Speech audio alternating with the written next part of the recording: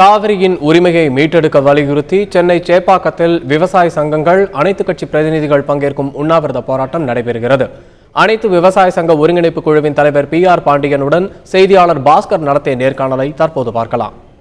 அனைத்து விவசாய சங்கங்களின் சார்பாக சென்னை சேப்பாக்கத்தில் உண்ணாவிரத போராட்டம் நடைபெறுகிறது. மத்திய அரசை வலியுறுத்தி நடைபெறக்கூடிய உண்ணாவிரத போராட்டத்துக்கான காரணங்கள் என்ன என்பது குறித்து இதனுடைய தலைவரான PR பாண்டியனிடம் கேட்போம். கர்நாடக அரசு தமிழகம் தொடர்ந்து பல்வேறு போராட்டங்கள் நடத்தியும் கூட இதுவரையிலும் எதையும் ஏற்றுக்கொள்ளாமல் தண்ணீரை இந்த ஆண்டு வழங்கவில்லை. இதனால் ஒருபோக சம்பா சாகுபடி மிகப்பெரிய பாதிப்புக்கு உள்ளாகி இருக்கிறது.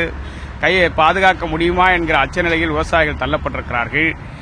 25 மாவட்டங்களை சார்ந்த சுமார் 5 கோடி மக்களுடைய வரும் ஜனவரி மாதத்துக்கு பிறகு குடிநீர் முற்றிலும் பறிபோகக்கூடிய அபாயம் ஏற்பட்டுள்ளது. மத்திய அரசு உடனடியாக பிரதமர் தனது மௌனத்தை கலைத்து தமிழகத்தின் காவிரி உரிமையை பெற்றுத்தர வேண்டும் என வலியுறுத்தி காவிரி மேலாண்மை வாரியம் உடனடியாக அமைத்திட வலியுறுத்தியும் இன்று அனைத்து விவசாயிகள் சங்கங்களுடைய ஒருங்கிணைப்பு குழுவின் சார்பில் தமிழகத்தில் இருக்கிற அனைத்து அரசியல் கட்சி தலைவர்களும் பங்கேற்கக்கூடிய மிகப்பெரிய ஒரு உண்ணாவிரத போராட்டத்தை நடத்த இருக்கிறோம். ஆயிரக்கணக்கான விவசாயிகள் தமிழகம் முழுமையிலிருந்து வந்திருக்கிறார்கள். காவிரி உரிமை மீட்டெடுக்கக்கூடிய இந்த உண்ணாவிரத போராட்டத்தில் எந்தெந்த அனைத்து கட்சிகள் இந்த உண்ணாவிரத போராட்டத்தில் கலந்து கொள்ள உள்ளனர்?